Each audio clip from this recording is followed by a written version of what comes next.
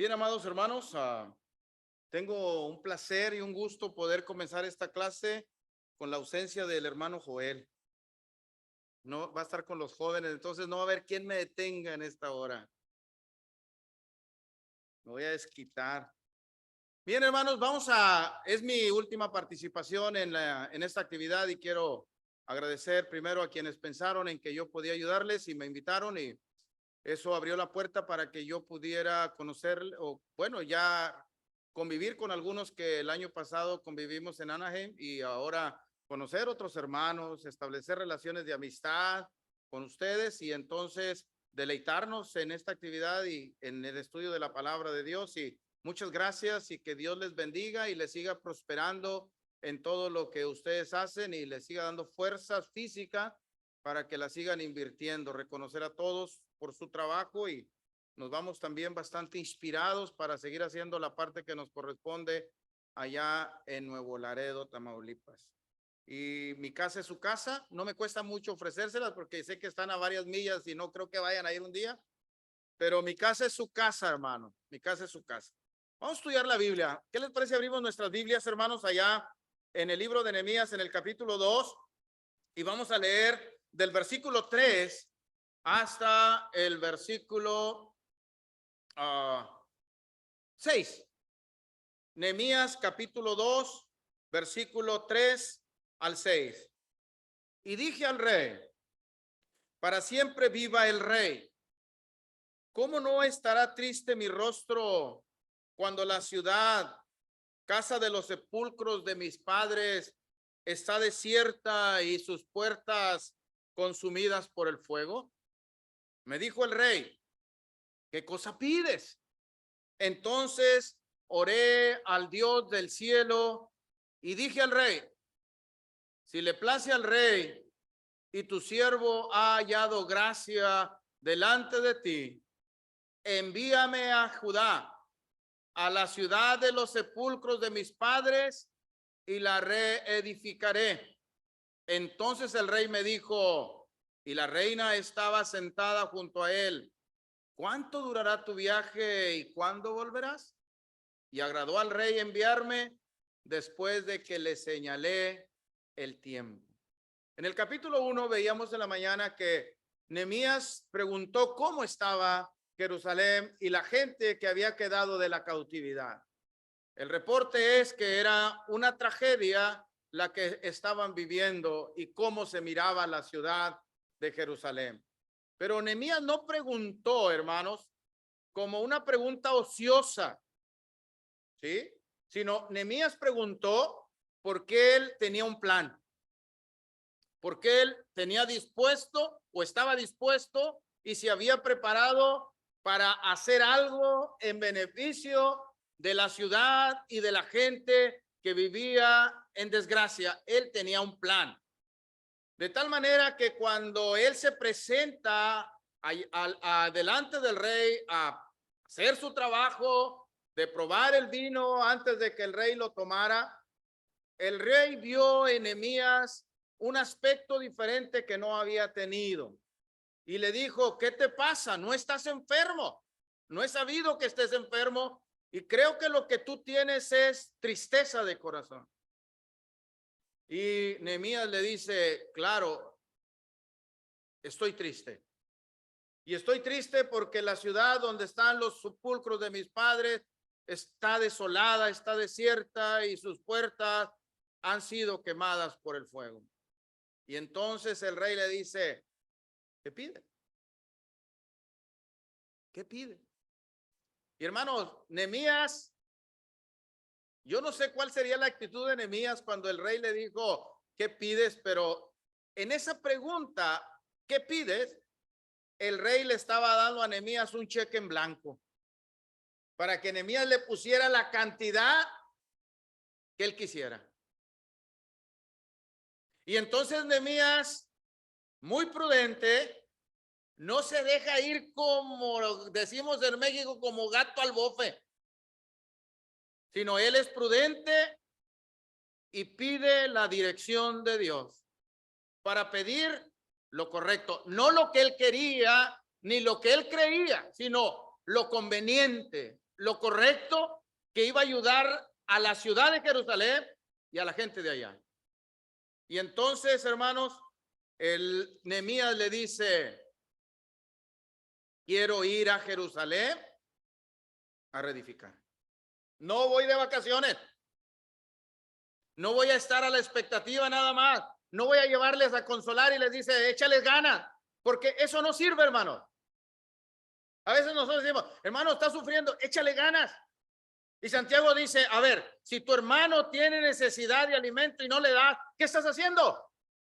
Si tu hermano necesita que le des vestido y no le das y solamente oras con él y le dices, ve y sáciate y caliéntate y no le das con qué coma y con qué se caliente, ¿qué estás haciendo de más? Nehemías dice, quiero ir a reconstruir la ciudad. Voy a buscar el bienestar de la ciudad. Y entonces el rey le hace otra pregunta. ¿Cuánto va a durar tu viaje y cuándo volverás? Y Nehemías otra vez, como un hombre preparado, con un plan, hermanos, determinado y bien preciso, no a la aventura, sino con determinación y bien definido, le dice exactamente cuándo se quiere ir y cuándo tiene que volver a seguir cumpliendo con sus responsabilidades de copero del rey. Esto, hermanos, nos debe hacer entender que no es suficiente orar a Dios, que es importante que oremos a Dios, pero es importante también que nosotros en nuestra oración seamos convenientes y específicos y nos involucremos en nuestra adoración, en nuestra oración, y digamos como un día Isaías cuando Dios dijo, ¿a quién enviaré y quién irá por nosotros? Y digamos como Isaías, envíame a mí, Señor, yo voy. Y el propósito de esta clase, hermanos, es que usted y yo no solamente oremos a Dios por el beneficio de la iglesia, por el crecimiento de la iglesia, por el desarrollo de la iglesia, por el progreso de la iglesia, sino que estemos dispuestos a que Dios nos utilice para ello. Hombres y mujeres, jóvenes y ancianos, todos formamos parte importante en el crecimiento y en el desarrollo de la iglesia. Y no espere que le paguen. Porque si usted se fija, Nehemías, el rey lo puso como gobernador. Y Nehemías, una de las cosas que habla en su defensa como una autoridad moral ante el pueblo que estaba ahí, él les dijo, desde que el rey me hizo gobernador, nunca he necesitado comer la comida de gobernador. Nunca he necesitado tomar de lo que el rey paga. Tampoco Nehemías dice cuando reconstruyeron los muros, hermanos, y estaban trabajando, dijo, yo hice mi parte y mis siervos que tenía hicieron su parte. Y el apóstol Pablo nos enseña también, hermanos, cuando él dice, no es que no busco lo de ustedes, los busco a ustedes, porque no deben ahorrar los hijos para los padres, sino los padres para los hijos. Y yo estoy dispuesto a gastar lo mío y aún gastarme yo mismo por amor a las almas de ustedes. Y aunque queriéndolos más, yo sea querido menos, no me importa. Yo voy a hacer lo que me toca hacer. Ahora bien, ¿qué es lo que podemos, estamos en posibilidad? Bueno, quiero regresarme un tantito, hermanos, porque no quiero sembrar en ustedes la idea de que hay hermanos que son sostenidos económicamente y yo soy partidario de que debe ser así y además que deben ganar bien, porque son gente que están trabajando con alma, con salvación, con vida eterna. Pero que usted no espere a que usted le paguen para que usted haga lo que tiene que hacer. Yo tengo mi trabajo, a mí no me da ni un 5 la iglesia y antes yo le doy a la iglesia para que me dejen predicar, porque si no, no me dejan. No se crean. Pero ¿qué está en nuestras posibilidades, hermanos? ¿Qué está en nuestras posibilidades hacer? Si Dios nos preguntara a usted en lo personal, ¿qué pides? ¿Qué le pediría a usted a Dios en beneficio de la iglesia? De la congregación donde usted se reúne. y de la iglesia en general en esta área. ¿Qué pediría usted que usted pudiera hacer para beneficiar a la iglesia de Cristo? Y yo veo, hermanos, algunas cosas. Quiero ver tres cosas, hermano.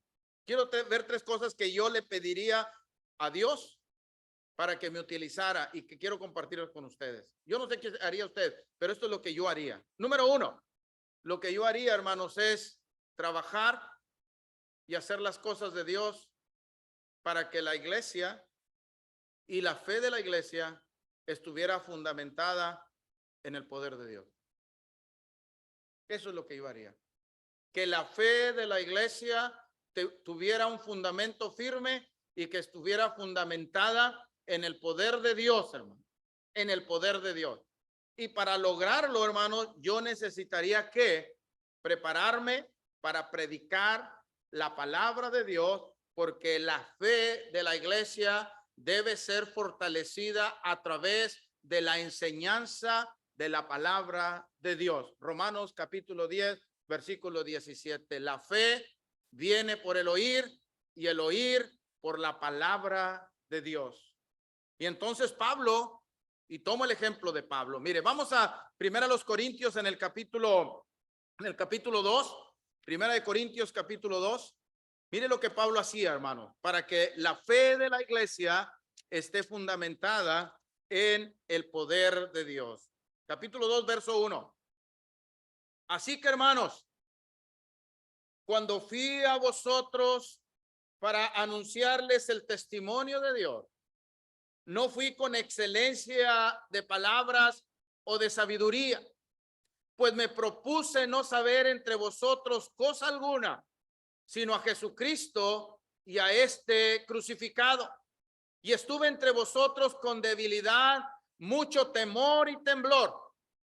Y ni mi palabra ni mi predicación fue con palabras persuasivas de humana sabiduría, sino con demostración del Espíritu y de poder, para que vuestra fe no esté fundada en la sabiduría de los hombres, sino en el poder de Dios. El apóstol Pablo, cuando llegó a Corinto, hermanos, él fue muy prudente. Y él quería, hermanos, que la gente pudiera llegar a tener fe en el Señor Jesucristo. Y cuando se trató de presentar a la gente el evangelio, el poder de Dios, el mensaje de la cruz, que para unos era locura y que para otros era tropiezo, el apóstol Pablo puso el fundamento, el cual nadie puede poner otro, el cual es Cristo. Pablo echó la fundación, y Pablo, cuando presentó el evangelio, lo presentó con palabras claras y llanas, de tal manera que la gente no tuviera el pretexto de no entender o que quedara impresionada por la elocuencia de Pablo, y que ellos pusieran sus ojos en Pablo y no en Cristo. Ese es el mensaje de Pablo. Sin embargo, esto no significa, hermanos, que no podamos tener un avance en el conocimiento de la palabra de Dios y que podamos crecer de tal manera que podamos recibir alimento sólido para nuestras vidas, de tal manera que nuestras vidas vayan avanzando en cuanto al crecimiento y fortaleciendo de nuestra fe. Fortalecimiento. Por eso en el verso 6 dice, sin embargo, hablamos sabiduría entre los que han alcanzado madurez, y sabiduría no de este siglo, ni de los príncipes de este siglo que perece, mas hablamos sabiduría de Dios en misterio, la sabiduría oculta, la cual Dios predestinó antes de los siglos para nuestra gloria. Es decir, el apóstol Pablo dice, yo les presenté a Cristo con palabras sencillas y simples, pero eso no significa que no podamos ir creciendo y que no podamos ir avanzando en el conocimiento de esas palabras que Dios tiene para nuestra gloria.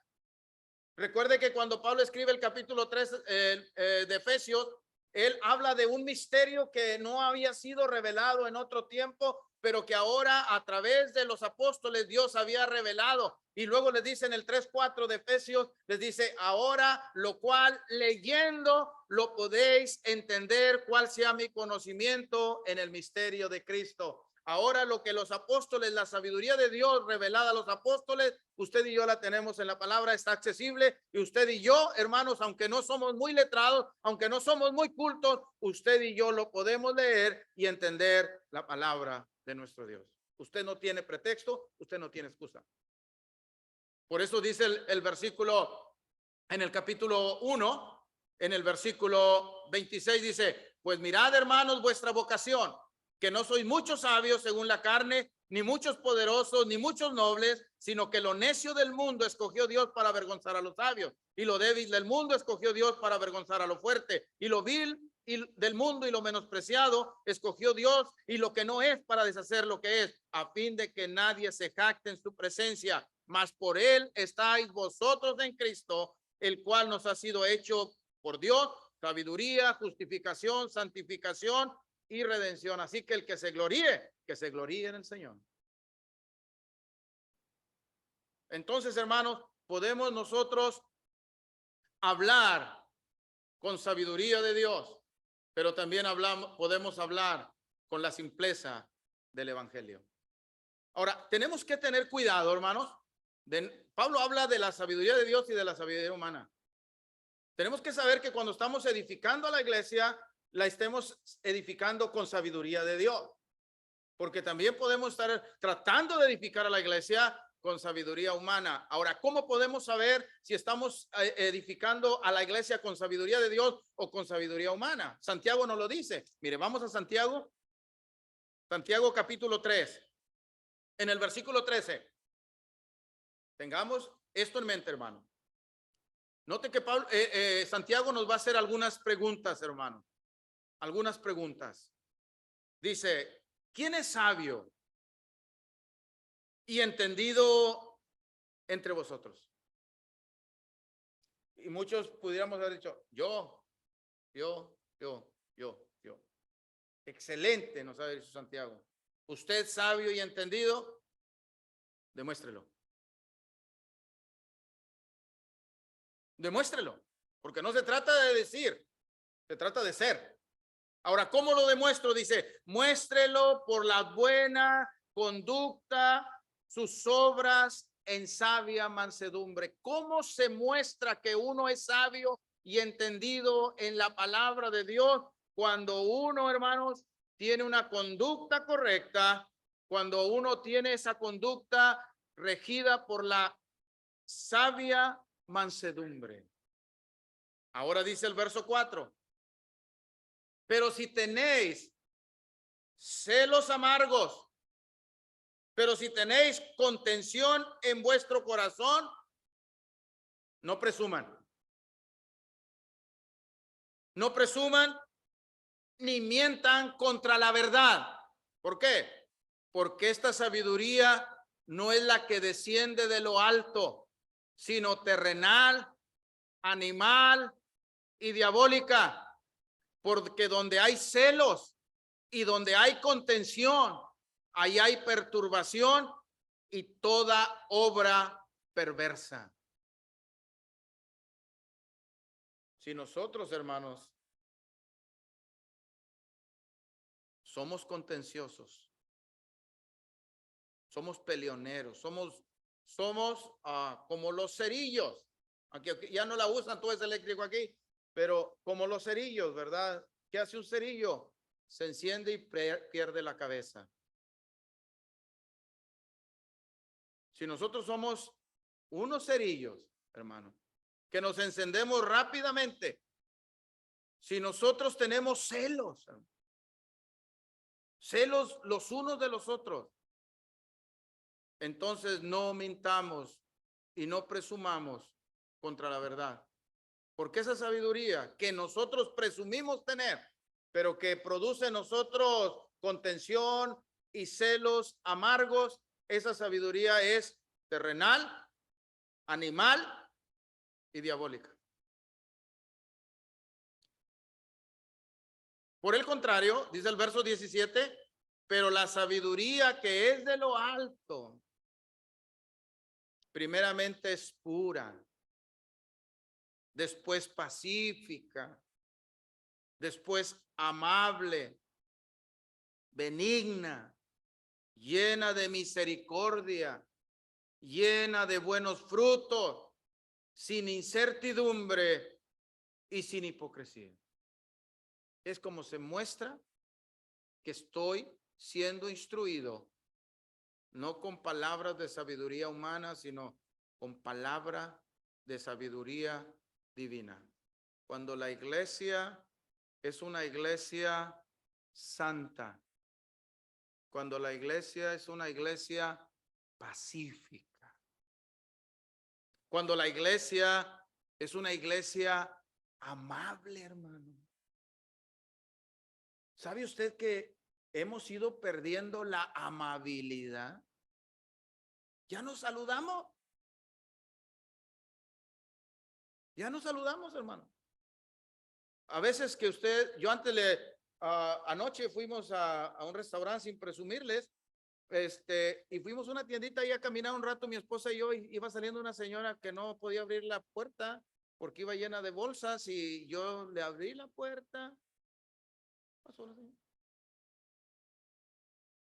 O sea, yo no esperaba que me diera las gracias.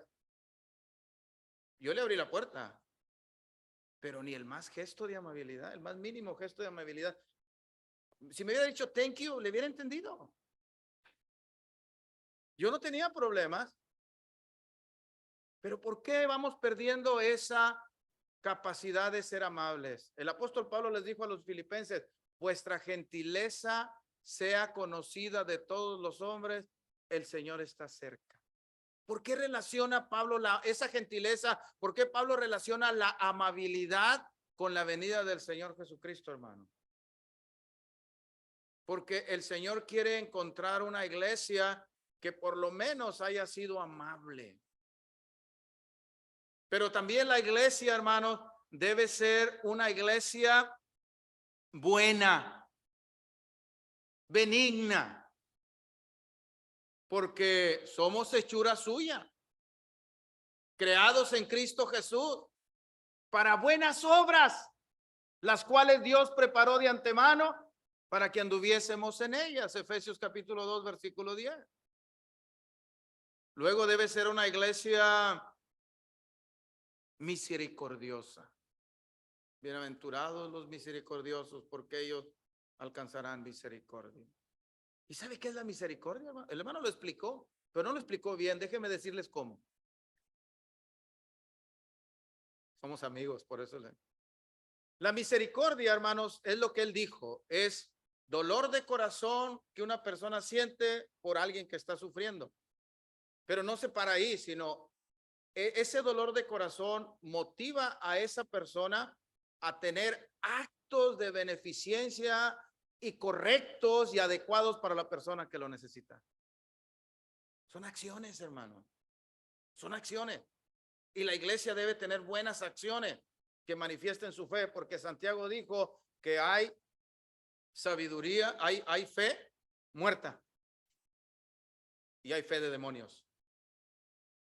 ¿Cuál fe tiene usted? Esperemos que sea la de Romanos 10:17. La iglesia debe ser una iglesia también llena de buenos frutos, hermano. Llena de buenos frutos. Debemos presentar frutos. Decía yo a los hermanos, si usted lee en su casa Isaías capítulo 5, cuando Dios planta aquella vid y le quita las piedras y le pone una cerca y luego le pone una torre y luego pone un lagar, esperaba que diese frutos de acuerdo al trabajo que Dios había hecho, y resulta que cuando se acerca a Israel a cosechar los frutos del trabajo de Dios en ellos, lo que encontró fue frutos silvestres. Es decir, frutos que podían crecer en el campo sin que nadie los cuidara. Y entonces Dios dijo, ¿qué voy a hacer con mi viña? Le voy a quitar el vallado, le voy a quitar la cerca, le voy a quitar la torre y será pisoteada, porque no me sirve ese tipo de frutos. Nosotros necesitamos dar los frutos que son producto de la palabra de Dios, hermano. Ese es el resultado. Entonces, ¿qué es lo que pides, hermano? ¿Qué es lo que yo pido? Bueno, yo pediría que la iglesia tuviera una fe fundada en el poder de Dios. Número 2, yo pediría a Dios de poder presentar a la iglesia perfecta en Cristo. Eso es lo que yo pediría. presentar a la iglesia perfecta en Cristo. Ahora, ¿cómo lo haría? Vamos a Colosenses capítulo 1, hermano. Colosenses capítulo 1.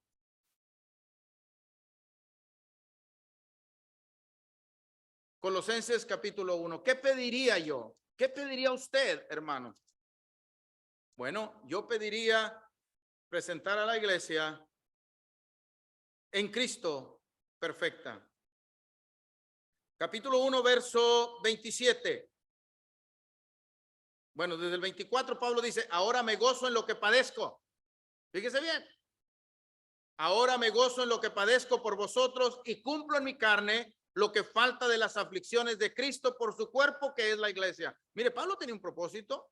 Él quería sufrir, si es que le faltaron sufrimientos a Cristo por la iglesia, Pablo quería sufrir esos sufrimientos y se gozaba en sufrir por la iglesia. Ahora en el versículo 28, ¿cómo manifestaba Pablo el querer completar los sufrimientos que a Cristo le faltaron por la iglesia?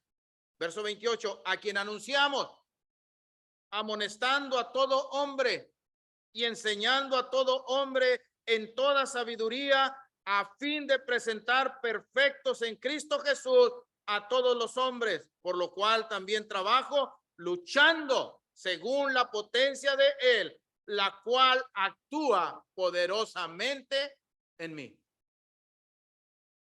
Hermanos, si usted va a su casa y si usted ya lo sabe, no lo investigue, pero el éxito,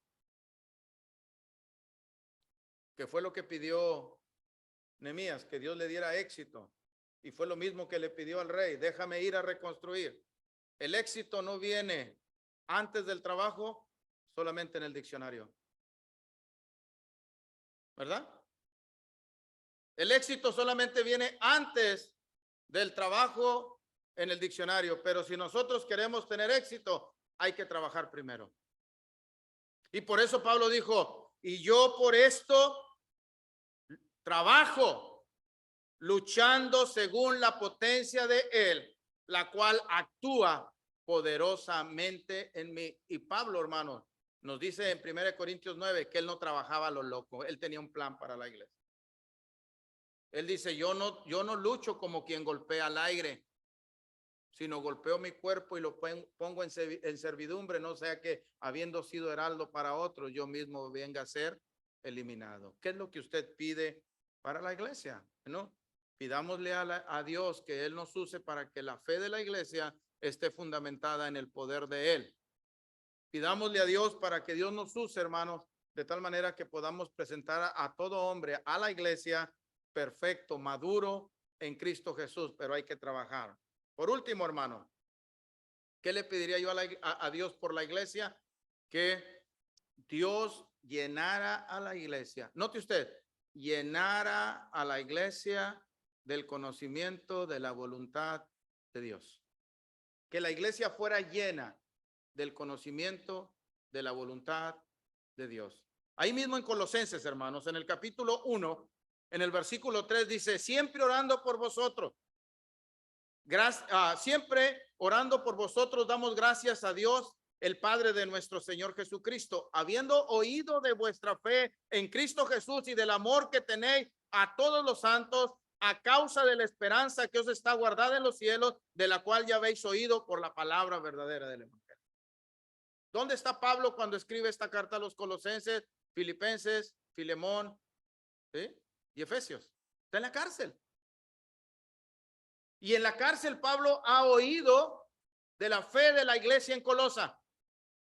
Y Pablo ha oído en la cárcel del amor que los colosenses tienen los unos a los otros. Y Pablo ha oído cuál es la razón por la cual la iglesia en Colosa tiene una fe tremenda y un amor maravilloso los unos con los otros. Es la esperanza que ellos tienen y que esa esperanza está guardada en los cielos. Y pareciera ser que la iglesia en Colosa no necesitaba nada más, hermano. Una iglesia de fe, una iglesia de amor, una iglesia que se gozaba en la esperanza. Sin embargo, cuando llegamos al versículo 9 dice, por lo cual también nosotros, desde el día que oímos la fe que tienen, desde el día que oímos el amor que se profesan unos a otros y que eso es causado por la esperanza que ustedes tienen en el cielo, desde ese día que lo oímos, no cesamos de orar por vosotros y de pedir que sean llenos del conocimiento de su voluntad en toda sabiduría e inteligencia espiritual. ¿Qué es lo que Pablo pedía a la iglesia, a Dios por la iglesia? Que la iglesia fuera llena del conocimiento de la voluntad de Dios en toda sabiduría e inteligencia espiritual, porque cuando la iglesia es llena del conocimiento de la voluntad de Dios en toda sabiduría e inteligencia espiritual, va a haber resultados, hermanos. ¿Y cuáles son esos resultados? Dice el versículo 10, para que andéis como es digno del Señor. Cuando la iglesia es llena del conocimiento de la voluntad de Dios en toda sabiduría e inteligencia espiritual, es una iglesia que anda conforme como es digno del Señor. Pero no solamente eso, sino es una iglesia que agrada a Dios en todo. Es una iglesia de la cual Dios se agrada. Luchemos, hermanos, por ser agradables a Dios, por ser gratos a Dios, por ser un olor fragante a Dios. Pero eso será hasta que seamos llenos del conocimiento de la voluntad de Dios, porque vamos a andar como es digno del Señor y vamos a agradar a Dios en todo. Y luego dice, llevando fruto en toda buena obra, llevando fruto. ¿Se acuerdan ustedes que el Señor Jesucristo fue a visitar una higuera que tenía la apariencia que tenía frutos y cuando se acercó al Señor no había ni uno? ¿Y qué le dijo el Señor? Maldita sea, nadie más coma de ti. Y cuando se retiraron los apóstoles voltearon y la higuera se secó. Porque no es cuestión de ser aparentes, hermanos. No es cuestión de tener una apariencia, una fachada de cristiano, como que llevamos frutos. Hay que llevar frutos para que cuando Cristo se acerque a nosotros, tengamos frutos. Él dijo, yo soy la vid y ustedes son los pámpanos. Todo pámpano que en mí no lleva fruto, mi Padre lo cortará y lo hacen a un lado, lo recogen y lo queman. Pero todo pámpano que en mí lleva fruto, mi Padre lo limpiará para que lleve más fruto. Necesitamos nosotros, hermanos, ser llenos del conocimiento de la voluntad de Dios en toda sabiduría e inteligencia espiritual para andar como es digno del Señor, para agradar a Dios en todo y llevar fruto en toda buena obra. Y dice el verso, la última parte, y creciendo en el conocimiento de Dios. Necesitamos conocer más a Dios. Necesitamos conocer más a Dios y no conocerlo solamente en teoría, hermano, sino conocerle a Él en la experiencia diaria, en todas mis actividades como persona. ¿Sí? Lo voy a decir otra vez, aunque Joaquín ya lo sabe, pero los griegos, hermanos, utilizaban dos palabras diferentes para referirse a dos tipos de conocimiento diferentes. Los griegos utilizaban la palabra ginosko, que es en cuanto a la información que tenemos de Dios o de cualquier cosa, la información que tenemos, lo que hemos aprendido, lo que nos han enseñado, lo que hemos oído por repetición y que ya lo sabemos.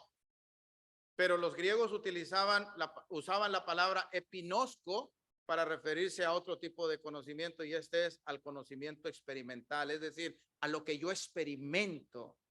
Por eso el apóstol Pablo en Romanos capítulo 12, versículo 2 dice, y no os conforméis a este siglo, sino transformaos por medio de la renovación de vuestro entendimiento para que comprobéis cuál sea la buena voluntad de Dios agradable y perfecta, para que comprobéis, para que te des cuenta, mira qué hermoso es tener el conocimiento de Dios, qué hermoso y qué provechoso es ser lleno del conocimiento de la voluntad de Dios, porque he podido tomar decisiones correctas y me ha ido bien porque son las decisiones de la sabiduría de Dios.